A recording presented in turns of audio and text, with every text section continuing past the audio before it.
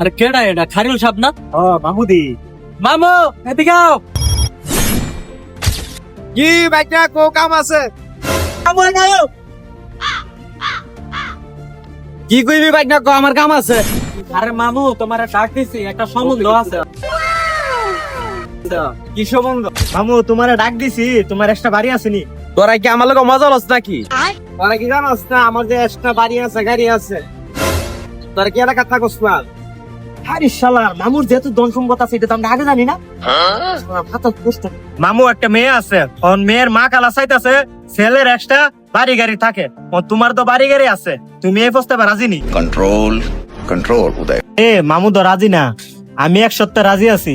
মায়ের বাপ ভাই ইটালি হইতে হইব, আর ইটালি না হইলে আমার ভালো বিয়া করতাম।